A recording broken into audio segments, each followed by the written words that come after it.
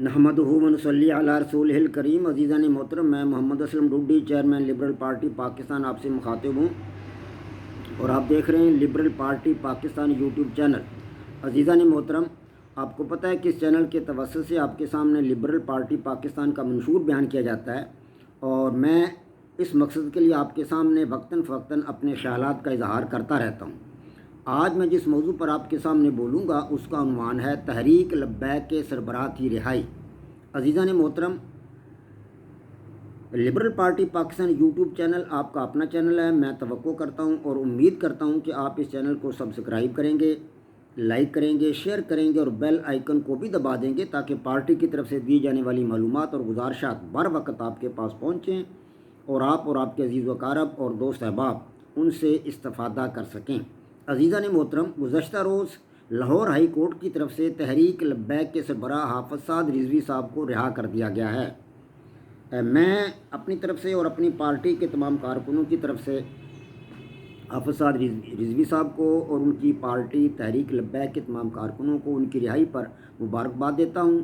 हाफ़िज़ साहब तहरीक के सरबराह हैं, तहरीक की क़यादत उनके हाथ में है। उनसे पहले तहरीक की क़यादत उनके मोहतरम के हाथ में थी। इनके वालिद साहब ने इस पार्टी को बनाया, इसको सेंचा, इसकी आबियारी की और इसको परवान चढ़ाया। वही इसके बानी मबानी थे।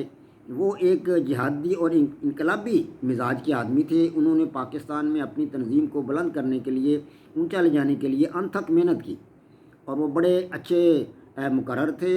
इकबालियात के तकरीबन हाफ़िज़ थे। वो अपनी तकरीरों में वो अल्लामा इकबाल के अशार को जा बजा इस्तेमाल करते थे और उनका यही वो फ़न था जो लाखों लोगों को उनकी तकरीरों में, उनके जलसों में खींच कर लाता था और लोग उनकी तकरीर सुनने के लिए दम बखुद होकर उनका बयान सुनते थे।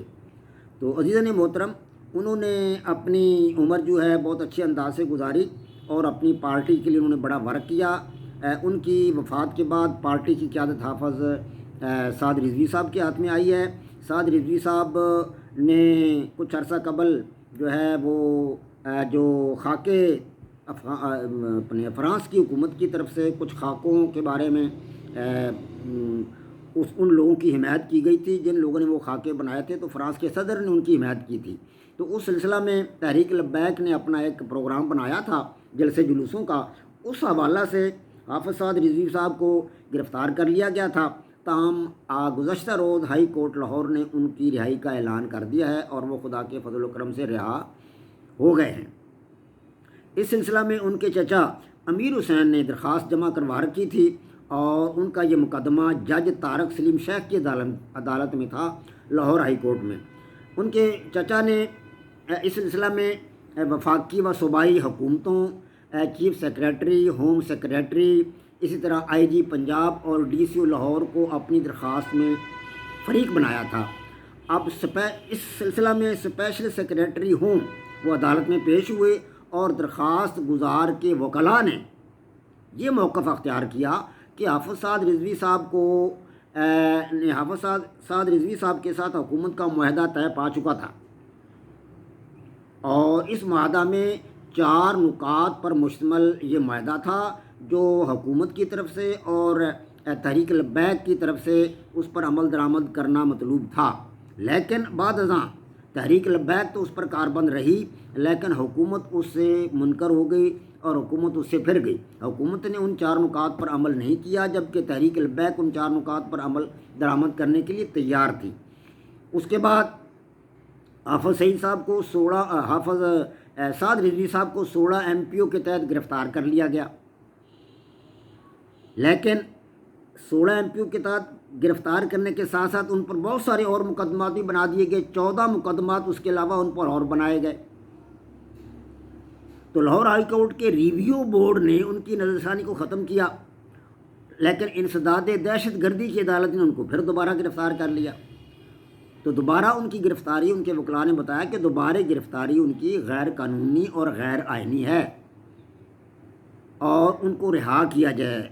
लाहौर हाई कोर्ट ने उनके वकला के दलाइल सुने और उनकी रिहाई का ऐलान कर दिया।